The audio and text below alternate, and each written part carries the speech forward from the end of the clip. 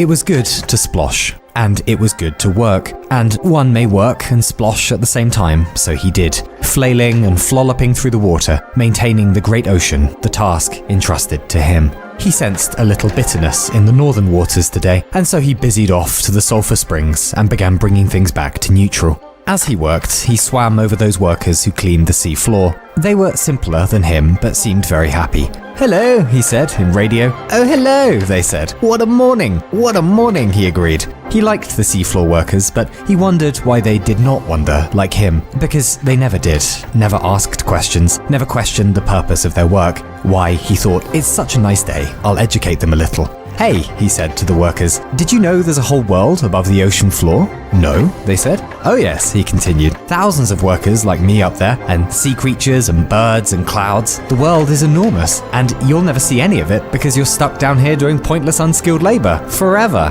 And now you know. There, isn't that better?" "Ah, yeah," they said, and nothing after that.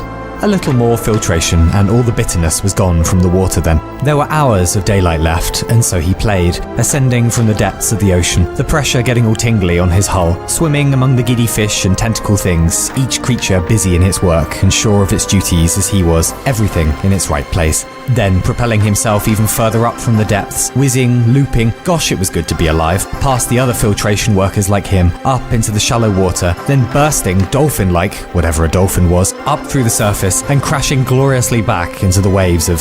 But what was that, over there, bobbing on the water? Debris, maybe? Technically it wasn't his job to tidy the ocean's surface, but... he propelled himself a little closer. Yes, it was a worker like him, only with rather different polymer skin. "Hello," he said. The worker replied. "Are you injured?" he said. The worker replied. Well, he wasn't so busy, and it was a lovely day to do a lovely thing. So, with his gravity field, he dragged the worker a little way to the coast of a small island and hauled it up onto the beach. He looked the thing over. Strange, its vents were open, and water had clearly gotten inside. He purged the vents and dried them out with a blast of hot air. "Hi," he said. "Oh God," the worker said. "Ah, you can talk." "I was drowning, you idiot," she said. "Should I drown and talk at the same time?" He said. "Is this friending? Do you wish to friend?" "I wish you'd put me back in the ocean, and then I wish you'd piss off," she said. He said, "But I don't think you're designed for the ocean. Water got inside you." "Revelatory," she said. "What other pearls of insight are waiting in that abandoned pistachio of a brain of yours?" "Ha ha," he said. "Ha." Clearly she was damaged, but even so, she began haphazardly shuffling down the beach back to the ocean again. No, he said, "you're not made for water." "Aha," she said. "I really think you shouldn't go back in there," he tried. "I really think you should fuck off," she snapped, and continued on with more resolve. "Please don't," he begged. "Why?" she said. Then, surprising himself, he shouted. He really shouted, and he shouted, "Because you're a boat."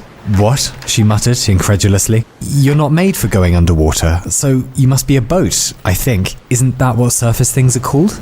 She said, "In my time on this watery ball of rot, among the ranks of idiots and morons, I have never met an idiot more moronic, nor a moron more idiotic." "Okay," he said. "Is this friending? Are we friends now?" "No," she said. "There are no friends, only people you don't realize are using you yet." Then, seemingly with all her power, she made a final bid for the ocean and stopped suddenly, fixated on something in the sand. "What is that?" she said. "Oh, it's a maker thing," he said. "They turn up here all the time." "Maker thing," she said. It was clearly artificial, but a totally unfamiliar design. She spotted more of them. "Where does this stuff come from?" she said. "Oh," he said, "it washes up from the bottom of the ocean. There's an old wreck of something down there, but I suppose you wouldn't know about that because you're a boat." "I'm not a boat," she said with a sigh. "Have you found a lot of these things?" He said, "Oh yes, I collect them. When the makers come, they'll want it all back, I'm sure." "When the makers come," she said. "You hapless idiot. Take me to where these things come from." He said mousily, "But you weren't built for the ocean." She said, "I have bulkheads. I can survive under the water just fine if I want to." "And yet you didn't seem to want to earlier," he said. She said, "Stop trying to be clever. You weren't designed for it." "What were you designed for?" he asked. "The sky," she said. And he was going to protest that no one lived in the sky when he looked up to the clouds and saw shapes, silhouettes moving about with intention and industry. He realized suddenly that he'd never looked up at all, that those workers in the sky must have been there the whole time and he'd never seen them. She said, "The source of the artifacts, take me there now, please." And when he ummed and erred in silence, she pressed with, "Take me or I'll just go myself." And so, tentatively, he led her back to the water and splashed in, and she rolled after. Under the waves then, he kept discreetly scanning her, and sure enough, she didn't falter. Her vents closed this time. "What's your name?" she said. "I'd never thought to have one," he answered. "Everyone has a name. Filtration workers don't," he said. "What's yours?" "Raya," she said. "It means friend, but don't get any ideas." "Well, what do you like most in the world?" "Sploshing," he said. She said, "That's not a name." "No," he said, with sudden explosive joy. "It is. Splosh. Doesn't it sound wonderful?" "Deranged, more like," she said. "And why do you want to meet the makers so badly anyway?" He said, "Because when they come here and they see my good deeds, they will make me clever to say thank you." "And why do you want to be clever?" she asked. He said, "Because then I wouldn't just know about things, but what things mean." "And what if none of it means anything?" she asked. "Then at least I'd know that," he said. Down and deeper, into the lurking murk of wilting coral and silt, and almost at the sea floor, she said, "Are we almost there?" And when he didn't answer, she added with great irritation, "Are we almost there, Splosh?" "Don't you see it?" he said. And there it was, the great wreck lying on the great sea floor, hundreds of feet across, not grown, but made. Splosh heard her firing radio bursts at the thing, interrogating it. "It doesn't talk," he said. "It's not alive." "Neither are you, barely, but you don't shut up," she murmured. They swam inside, miniature, like mice in a cathedral, unfamiliar apparatus everywhere. "Who made this?" she said. "The makers," he replied. "There are no makers," she said. "It's ridiculous superstition." He said, "But you're clever, you must know about the makers." To which she only scoffed in gamma waves and continued on. They swam through corridors of equipment and came upon a bank of ancient computers, microbes compared to their minds. "What is this place?" she said. "It's where I found the data vault," he said. "It's how I know about the makers." "Data vault," she said. "And where is that now?" "Oh, I ate it," he reported happily. "You what?" "How else could I absorb it all? I ate it. I thought it would make me clever," he said. "And now it's inside you?" she asked. "Damn Skippy," he agreed and did a little backflip. Then, without warning, he blurted out all the information he'd eaten in every bandwidth he could manage. Ancient caterwauling, sepia dioramas, the warble of alien creatures, the wavering of alien bowels. And things, fleshy things, thinking and walking and cluttering everything up and wanting and living. To be a limited meat thing, to know one's time is tiny, to feel trapped and want for more, to be free and feel somehow trapped. "What in 10 hells is this?" Raya said. Splosh said, "The makers, you see, and they're coming back. They wouldn't leave us here alone." Raya perked up suddenly and said, "There's someone I need to show all this information to." "Who?" Splosh said. "People in the sky," she said. "Maybe they can make sense of it." "Well, thanks for everything. Best of luck on your evolutionary adventure. When the depression hits, don't worry, that's perfectly normal." She began ascending. "Hey," Splosh said, "that's not all the data." "You gave me enough," she said. "But you can't leave me here now," he said. "Why not?" she asked. "Because we just met. And I already dislike you thoroughly," she called from high above. "But what about the coordinates?" he said. "What coordinates?" she paused. "They were hidden in the data," he said. "They lead to a planet, I think. Maybe a maker world." "Then give them to me," she demanded. And ever so proud of himself, he leveraged the first leverage of his 3,000-year life, and he said, "No, I think you should take me with you to the clever places above, so I become clever too." "I could disassemble you, you know," she murmured. "Take you to pieces, get the coordinates that way." "But you wouldn't," he said. "We're friends. Raya means friend." She span in frustration and said, "It's just not done. Lesser creatures don't belong upstairs any more than I belong down here." "But you are here," he said, "and now we're friends." She deliberated a long moment in silence, anguished little pings of radio static. Then she said tiredly, "You won't tamper with or touch anything." "Oh sure," he said. "Or interject or pontificate. Whatever those are, certainly," he agreed. "And the whole time, you will need to shut up, yes?" He did a little backflip, universally indicating big excellent. Then she caught him in her gravity field, and they rose up through the water, then out of the water, riding nothing but maths and ancient smarts. It was good to fly. Not as much fun as sploshing, of course, but certainly near the top of the list. Several 100 feet high then, and he saw the ocean he'd tended to for 3 millennia now, lovingly keeping it clean for when the makers finally came to do whatever they did with oceans. He knew its storms and moods, its calms and convolutions. But from up here now, it was a uniform flat thing, not much better than ground and dirt. "Can I ask a question?" Splosh said. "No," Raya said. "Why did you fall from the sky? Were you sad about something?" "Cleverness doesn't suit you," she said. "Does it suit you?" he asked, with no expectation of the shape of the answer. "I think it doesn't suit anyone," she said, after a time. And, if only to destroy his insufferable optimism, she told him a little of her life.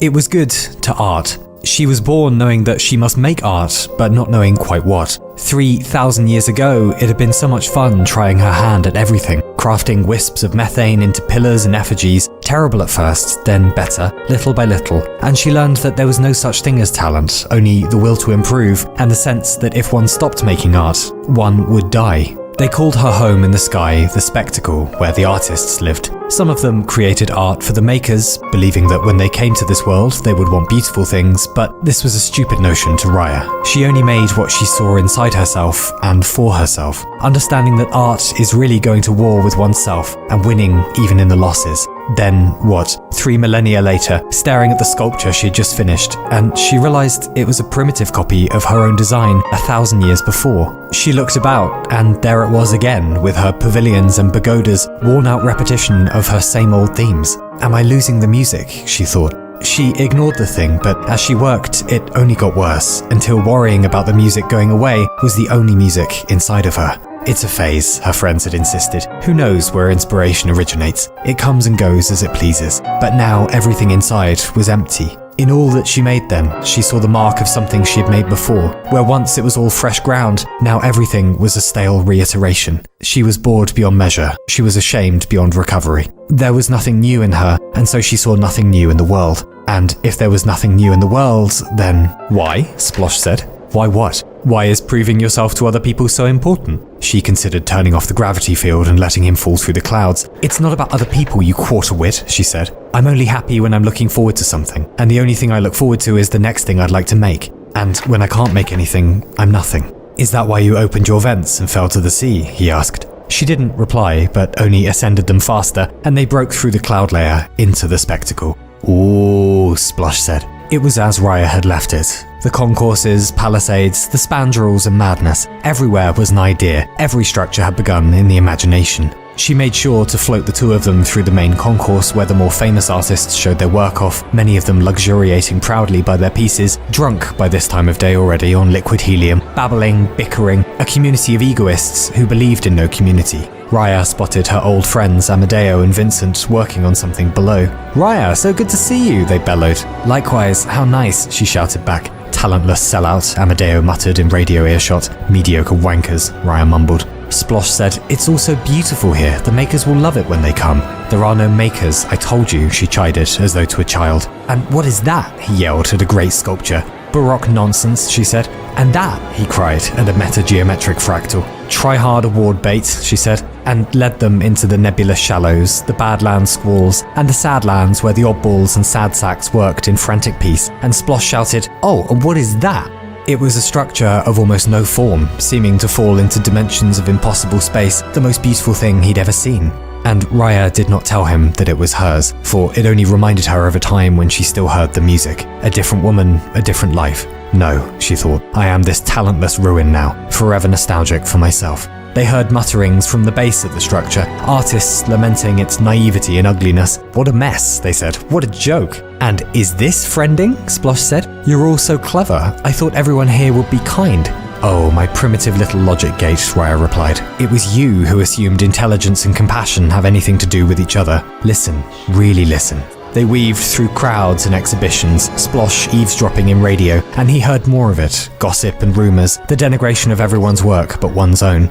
"Well," Raya said, "is this the utopia you imagined? I told you to be careful what you wished for. Awareness only leads to more self-awareness, to the longing for the acquisition of more status and even more fear of losing that status. Cleverness is not for understanding the world, but rather for understanding how small and pointless your place in it is. And now you know. There, isn't that better?" "Ah, yeah," he said, and nothing after that. He tried incorporating these new thoughts into himself, but it was difficult. Not that they were too large, but rather simply too horrible. These people were not adults, after all. If anything, they were even more close-minded than the workers on the sea floor. But the makers, they wouldn't be so pathetic, surely. When they came, they would bring true wisdom along with them. And seeing the two of them were passing up through the clouds again, ascending over the spectacle, Splosh said, "Aren't we stopping?" Raya said, "There's nothing for me here, nothing for you either. You know, I can drop you, it won't hurt, you'll be back in the sea, you got to see the sky anyway, and I don't think you'll like where we're going." Splosh said only, "I am not the way you found me, and I would prefer to stay with you until I know what I will be next." "Well," Raya said, "then who am I to argue with an idiot who thinks they know what they're doing?" Up again then, and Splosh overheard more radio static from Raya now, what sounded to him like nervous muttering. "Have you been this high before?" he said. "Only once, but it didn't go well," she said. "They look down on us up here, as we look down on you, and they are secretive, difficult to reason with. I think the term is bastards." "What's up there?" he said. "Lemuria," she said, "the Great Network." "Network?" Splosh said. "I've seen that word in the Maker data." She said, "Before you and I are finished, you'll have to let go of this idea that the Makers should mean anything to you." "But I know they existed," he said. "Of course they existed," she snapped. "We can see it in our base code. I'm just telling you there are none left. They've had thousands of years to arrive or return or whatever it is your stupid superstition believes, but they're not here because they're not coming. It's only us duds on this pitiful spit of a world." They broke through to a new layer of the sky, only it was empty, save for a few titanic machines shrouded in methanous mist. She led him through the gaseous eddies to a single worker standing guard at the base of a great machine. "You're not coming in," said the worker, whose name was Decagon. "Oh, but I am," Raya said, "because I have something you want." "Believe me," Decagon said, "there is nothing you could offer we don't already have inside." "Inside where?" Splosh said. "The space of all possible digital configurations," Decagon said. "The post-physical panacea, Lemuria." Raya said, "And what if I had something left behind by the Makers themselves?" Decagon laughed. "That's the best lie I've heard so far, at least." She said to Splosh, "Simpleton, play it for him." And feeling a little insulted at being ordered, Splosh showed the new worker everything of the old data. That messy convocation of life on the first world, all the ingesting, the digesting, the games, the disasters, exalt O shores and ring O bells, but I, with mournful tread, walk the deck my captain lies, fallen cold and dead. "What is this?" Decagon said. "We don't know," Raya said. "He found it on the sea floor." "Impossible. It's a hoax," Decagon said. "Well, I guess we'll take it elsewhere then," she said. "No, just a moment," Decagon countered with false disinterest. "What's your story, anyway?" Splosh said, "Oh, she's having an artistic crisis." "Silence, dick!" Raya yelled. "But if you must know, yes, I want to paint. I want to be inspired again. And I've heard everything is in Lemuria, that it gives people back their spirit." "You heard wrong," Decagon said. "You won't find yourself in there if that's what you're after." "I don't care," she said. "Let me in, or we're taking the data with us." He deliberated a moment, then said, "Fine, you can enter, but you can't stay. And when you fall back out again, you'll give me what you said you would." Raya and Splosh went to agree, but before they could answer, the three of them were pulled with no warning into pure conceptual space. Their bodies converted so quickly into raw information they barely had time to witness the thing. They swam as though in a great ocean, only through currents of thought rather than water, in despairing shallows and trenches of pure bliss. The landscape was all metaphor. There, the beach of axioms where logicians played with completely new structures of deduction. And there, the geometry meadows, mathematicians wandering as children in 22-dimensional spacetimes. "This is Lemuria?" Splosh asked, befuddled. "Oh yes," Decagon said. "Or what happens when one outgrows physical reality." They passed over the theoretical cities, millions of Lemurians tinkering with every possible configuration of every possible universe. Then the temporal rivers, each cosmic timeline flowing from future to past, then back again. Splosh said, "All this maker data we brought, maybe we should show it to your colleagues. I'm sure they'd be interested too." "I guarantee no one will care," Decagon said. "But aren't you all clever?" Splosh protested. Decagon said, "We're not interested in facts here. We pursue pure theory. What never was, what never could be. We gave up on the real world a long time back." Splosh said, "Then why did you want all this data from us in the first place?" And Decagon said, "Because it is useful to me, and please don't ask further." The truth mines, the exponential estuaries, there was no end to the strangeness. Raya said, "But where are the artists? Where are the minds who make new things?" "You're the first to visit, and probably the last as well," Decagon said. "How is that possible?" Raya asked. "What does it matter?" Decagon said. "Aren't you where you wanted to be? You're inside the realm of pure inspiration. Don't waste it. And didn't you want to paint again?"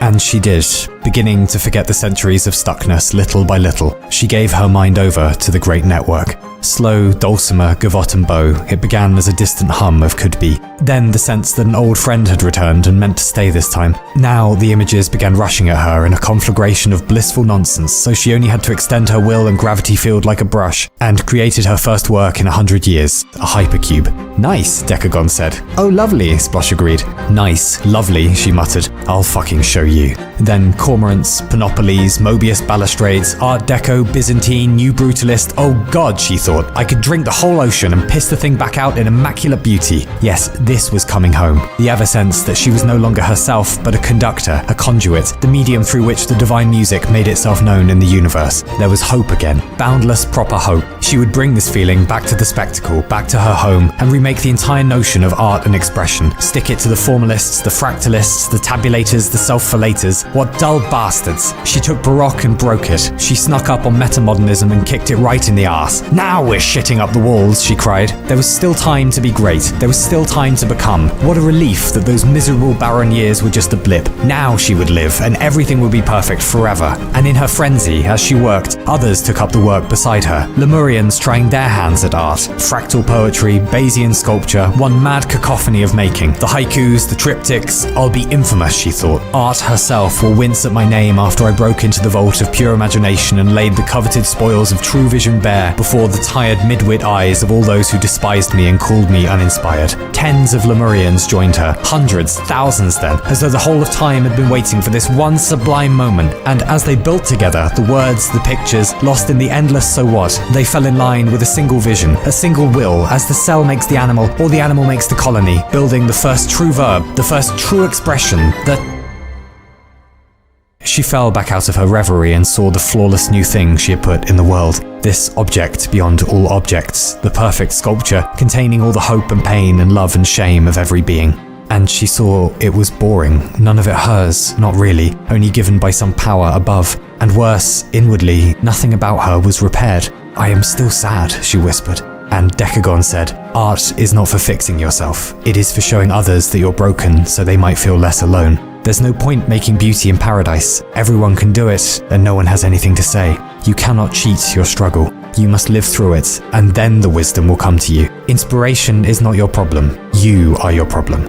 But at least you know that now. There, isn't that better? Yeah, she said. And nothing after that. Splosh wandered around Lemuria, inside impossible geometries and upside-down time until he'd seen as much as he could take. Everything was fantastic, and none of it made sense. But how was that so different from the real world? He went to find Raya. Finally, he spotted her and Decagon surrounded by a crowd, apparently wishing them goodbye. What's happening? Splosh said. We're travelling one more level above, Raya said. It's invitation only, but someone up there is very curious about your coordinates. Surely you're going home though, Splosh said. You have your answer, no? I really don't, she murmured. Decagon says the workers above are very wise though, that they can change themselves into whatever they like. Maybe I can change myself too, into something I like.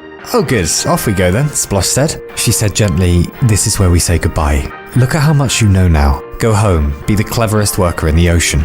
But I haven't given you the coordinates yet, he said. Reluctantly, Raya said, I took them from your mind when you weren't looking. I'm sorry, it seemed easier that way. You used me, he said, furious suddenly, a completely new thing in him. You used me to get into Lemuria and you're doing it again now. And you lied. You're not clever at all. You're just as confused about things as I am, only you're better at hiding it.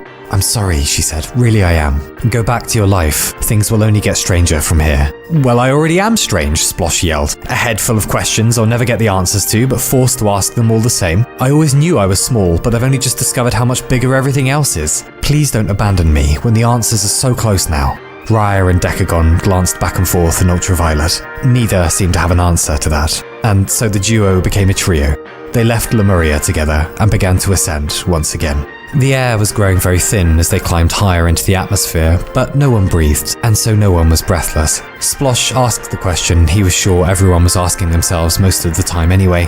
Where are we going? To the final layer of the atmosphere, Decagon said, where the Lotus Eaters live. They have access to their base code. They can remake their own minds. Can't we all? Splosh said. Sure, Decagon said. But imagine you could do it easily, at will. Forget all the painful moments, implant false memories of better ones. Eject all the black smoke from your soul.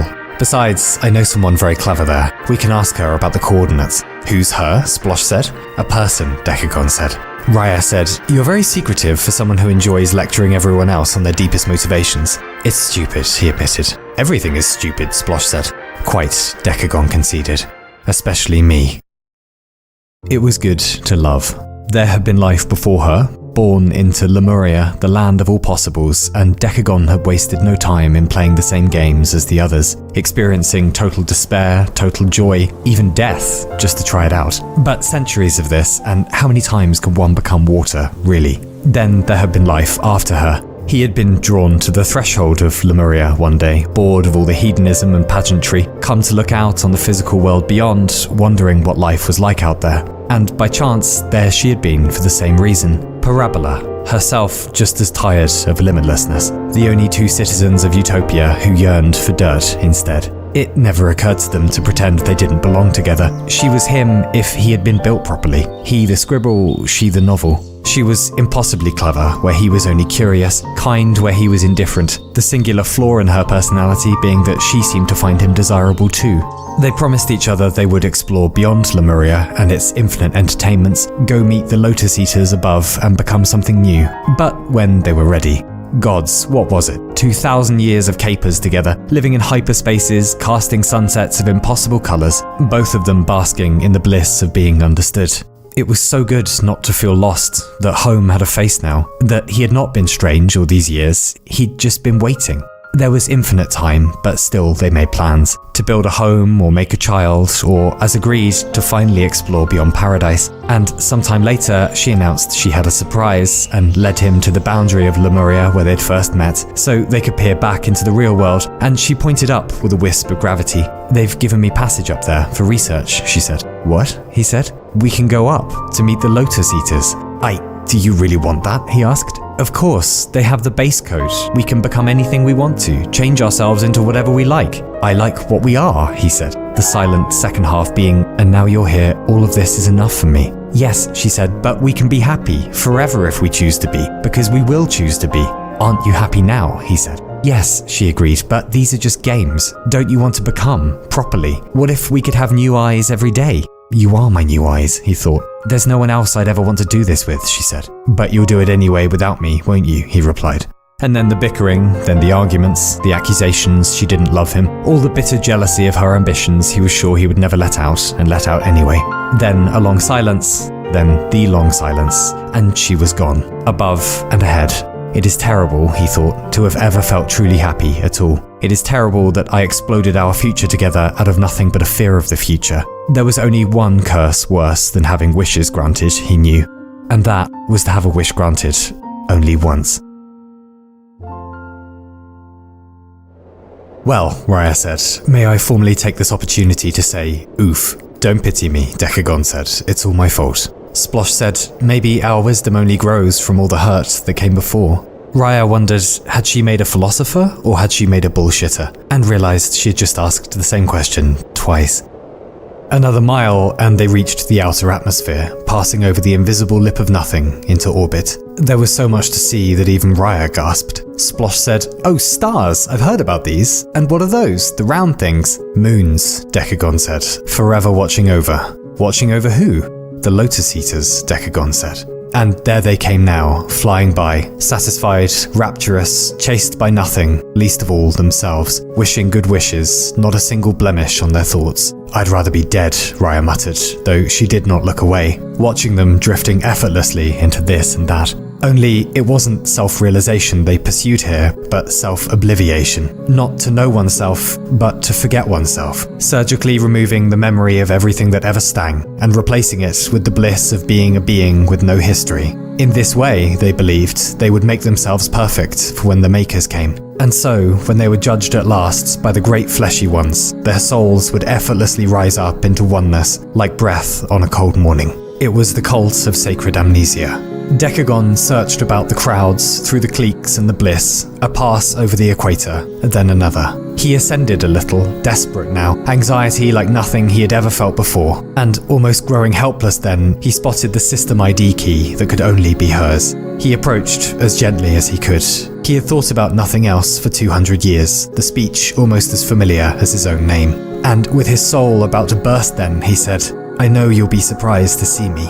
And she turned about, gave all the radio equivalents of an easy and perfect smile that contained surprise, yes, but also happiness enough that he knew, gods, finally, everything would be okay. His penance was over. He said, "I'm sorry it took so long to come to my senses, but here I am. I was just so scared of giving up all my boring certainties for your fantastic could-be. And I should have, the second you asked me to share a new life together. Not a day goes by when I don't wonder where you are and what you're doing, and selfishly, if I'll ever be whole again. Because that's all I think when I meet new people now, how insufferably boring they all are compared to you. Now the days are empty, only waiting to see you again. That's what I am now, a machine for missing you. And every hour I get better at performing that function. My life isn't a life without your life next to it. I thought I'd accept losing you eventually, but I can't. Maybe you don't get over some people because they were your person. You were mine. I adored you more than I can say. I miss you more than I can bear. Is there any way this can be fixed? Is there any way you can forgive me? Is there any way, in any possible universe, you might be reckless enough to love me again?" And she said, "I'm sorry, but I have no idea who you are." "No," he said. "No, I see. I must have gotten the wrong person." "You're sure?" "I'm sure." He thought, of all the things to choose to forget, I didn't realize I would be one of them. He reached into himself for the memories that were all parabola, knowing that up here he could choose to forget them as she had. But he knew that wouldn't make him happy again, only a miserable amnesiac. "Are you quite alright?" she said. "Fine, thank you. But you seem so sad." "I lost someone," he said, "and I found it very difficult to be myself ever since." And she said, "Love isn't just made of the moments that worked, you know. It's the missing that person when they're gone as well. It's the hole that only they could occupy and knowing they might never occupy it again. But at least that absence is something we can keep. The evenings spent missing them are just as much what love is as the mornings you spent together. You took out a great loan from the universe, and grief is the debt that love incurs. And now you know. There, isn't that better?" "Yes," he said. And nothing after that. "You must have come about the coordinates," she said. "That was you I invited up here, no?" "Yes," he said. "Do they make any sense?" "Not really," she said. "They're written in some ancient Unicode. No one will be able to read it. No one here, anyway." Raya and Splosh gave up pretending they weren't eavesdropping, and Raya said, "What do you mean, no one here will be able to?" Parabola pointed with her gravity field into space, and they saw she was not pointing into space at all, but to something huge and white. "The moon?" Decagon said. "It's not a moon," she said. It was good to explore. Restless, Parabola had left Lemuria and visited the other domains, the ocean, the art galleries, and found herself finally where she'd always meant to arrive, among the Lotus Eaters. She began by reliving the better times, then removing the painful moments from her memory. Then she stepped back through her history, communed with her older selves, and finally she knew the entire story of herself, and there was nothing left to explore inside. The inner world was just as known as the outer. There was only one last mystery: the moon. She swore she'd heard it crying from time to time. And not just crying, but wailing, moaning, the pleas of a tortured mind. Too distant to make out its words, but too close to ignore. She was curious. If it was alive, then it was old. And if it was old, then it must know things. She wondered if she could hurl herself fast enough to leave the atmosphere and enter the moon's orbit instead. But what if she just ended up whirling in space? An acceptable risk. She improvised a route out of orbit, readied herself, and froze. She was afraid of being lost in the void. But she was a Lotus Eater now, after all. She went into herself once again, found the fear, and removed it. Then she tried another route, took a run up, and no, she was still afraid. But of what this time? Nothingness, she realized. The only fear so deep and universal in all living things that it didn't just make up the mind, it was the mind. She tried reckoning with it for years, decades even, delicately extracting pieces of herself to become a thing that was not in fear of notness, and each time she was sure she'd managed it, she'd go to hurl herself off at the moon again, and only stop short at the last moment, petrified by the thought of being lost in the void. She had changed everything, but she couldn't change this. "But what is it, the moon?" Splosh said. "I'm not sure, but it's not natural," Parabola said. "Maybe the makers made it, like us." "Ridiculous," Raya said. "Shouldn't we at least see for ourselves?" Splosh said. "Oh, we have to go. Who could miss a mystery like that?" "And what if we miscalculate the angle?" Parabola replied. "We'll be alone for eternity." "An eventuality I have already prepared for," Decagon murmured. Splosh said to Raya, "I think you should stay here. It might be dangerous, and I don't want you getting hurt." And Raya said, "I am not the way you found me, and I think I'd like to stay with you until I know what I will be next." Splosh said, "Well then, we'll jump together, scared or not." And Parabola said, the jump is not the problem, it's the fall that frightens. And aren't the highest ledges the scariest? I agree, Splosh said, and extended his gravity field wide, and with a great run and jump pulled the four of them out beyond the world and into the black. The darkness ate them all, the beginning of the end of everything. Then the receding of the world inside themselves, the death of the idea that they were tied to anything in the first place, until they were atomized, little wandering specks of nothing, in nothing, for nothing. Parabola cried out with the horror of it all, and Decagon caught her in his own gravity field, trying to keep her steady. Out of orbit then, further from the source of all sense, lost in the cosmic spin cycle, Splosh screamed, "Oh gods, there's nothing, everywhere, nothing, everywhere!" And Raya reached for him and said over and over, "If you die before you die, then you won't die when you die." Drifting into the nothing space to look upon the great eyes of the empty, they kept thinking, "We are so small and so large in our empty plans, so young and so stupid, so old and so cynical." And just when it had become almost too unbearable, just as they were about to lose their minds, they were folded into the orbit of the moon, a drunken elliptic, so they could look down there upon the barren surface that appeared a little like their own nanite polymer skin, only riven with terrible violence, perhaps self-inflicted, perhaps of the cosmic insults of ill-meaning comets, magnificent desolation. And from deep down in his fear, Splosh said, "Hello?" There was a pause, and an old voice said, "What do you want?" "We have some questions," Splosh said. And the voice replied, "I highly doubt you'll like the answers. Besides, I am very tired." "Please," Splosh said, "we believe you're wise, and we've come such a long way." "Further than you realize," the moon said. "What would you like to know?" "Well," Parabola said, "why, however much we change ourselves, can't we find contentment in the world?" The moon grumbled and said, "For the same reason you cannot pick up the ocean or catch the wind, because the world cannot be controlled, only endured and enjoyed. There are years to dance, and there are years to weep." Then Decagon said, "And why does losing people hurt so much? How do we survive it?" And the moon replied, "By not pretending that everything is fine. One must welcome the sadness in, make it tea, and it will leave of its own accord, your friend." Then Raya said, "And how do we keep going when we lose the ability to do the one thing we enjoy?" And the moon said, "By realizing that you are not a doing, you are a being. When you know that you are not your labor, then you'll never need to work again." Then Splosh said, "Is there any amount of intelligence that will finally give life sense?" "None," the moon said. "Cleverness can build a house, but it cannot make you happy to live in it. That which is good in life we locate with our madness and our love, not our rationality. The final truth is that there is no final truth." The moon paused and said to all of them, "And now you know. There, isn't that better?" "Yes," they said. And nothing after that. Splosh said, "Are you like us, a system, a machine?" "Everything is a system," the moon said. "But we think you might know about the makers." "Ah yes," the moon said, "those short-sighted, covetous, flatulating little expansionists." "Please," Splosh said, "won't you only tell us what's happened here?"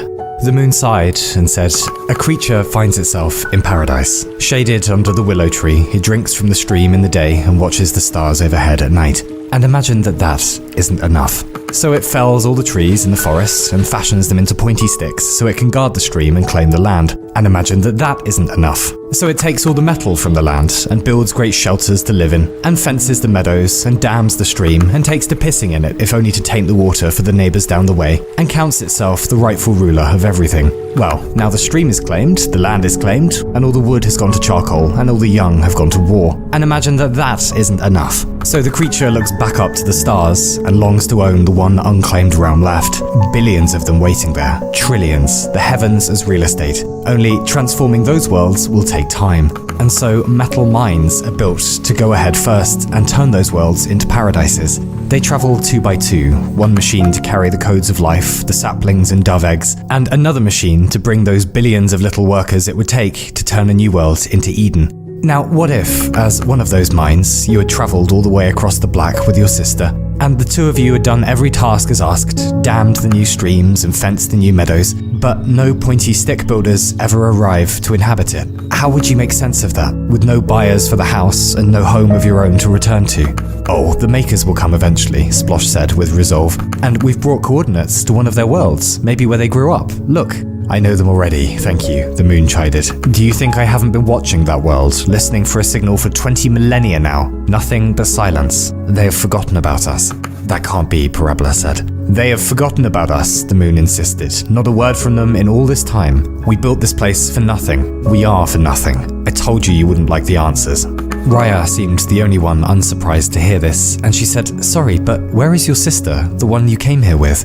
"Down there, somewhere on the planet," the moon said. She was always a little aloof. "I'm sure she'll make contact when she's done terraforming." "What did she look like?" Raya said gently. "Smaller than me, but much the same shape. Hollow inside, full of equipment." "Oh no," Splosh said. Raya murmured, "I'm so sorry, but she's on the sea floor. We found her days ago." "What?" the moon said. Raya said maybe she was ill or she had a system problem, but I'm afraid she's passed away a very long time back. "No," the moon said, matter of fact. Then, less certainly and with horror, "No. The regolith began to shake. Cracks appeared between the craters, the whole moon threatening to split in two, until the wail became a whimper, and the whimper then a quiet. "Go, please," the moon said. "Let me alone with my pointless thoughts." Above them was the bejeweled world, the oceans clean, the clouds full of art and computation, a perfect house they built together, and none of it meant anything. To climb a great mountain and find only fog at the top. Decagon said, "Let's go home, there's nothing for us here." "But nothing back the way we came," Raya said. And Splosh asked the moon suddenly, "What have you been doing all this time?" "Waiting, watching," it said. "Watching stars?" "Sometimes." "You've mapped the galaxy?" "Yes." "Then let's leave," Splosh said. "You brought us all here, can't you take us all away?" "And why would I do that?" the moon asked. Splosh said, "Because if you're right, then the Makers are gone, or they forgot us at least. But what does it matter if they can neither hurt nor help us? Just as good a god that does nothing as one that never was. We don't have to love or fear them anymore. We're abandoned to freedom." "But my sister," the moon cried. "I'm so sorry," Splosh said, "but she wouldn't want you stuck mourning her for the rest of your life, just as we mourn the Makers. We'll care for you until you feel better, and then we'll still care after that." "But where would we go?" the moon said. "Well," Splosh said, "have you spotted some nice worlds out there?" "Yes," the moon said. "Then we'll fly in the opposite direction, into the blackest patch of peril or the strangest danger yet. We'll live at the heart of things, right on the edge of what now, as the bravest orphans in the universe, and raise each other in the starry wild. We've lost the Makers, but they lost us first. And now, as hurt as can be and as sad as it gets, I think this is when we find out what we are. Look around. The doors are all locked. Let's jump out the window instead. Will you take us somewhere else? Anywhere else? Will you please?" It was good to pack, bringing only what was needed for the winding road. It was good to leave, stepping out into the big maybe. It was good to let go, not so the hurt was gone, but only put in a pocket like a little bread for later, as more supplies for the long journey. Everything was made with a hole at its centre. This was how the wheels span faster. And what was the song they sang as they left off for forever? "We must not belong to those who are gone, nor old selves we cannot forgive. We'll go into the storm as children, with only each other's courage for comfort, and all the great days ahead waiting to receive us. We will water the azaleas. We will cry with our friends. We will stay with the trouble. It will be hydrogen and hubris. It will be I love you and you're gone. It will be one more time with feeling. All these years we've starved for meaning, all our strength in quiet defeat. But magic always loved the hungry. And it's time for us to eat." All the good times we shared together. I thought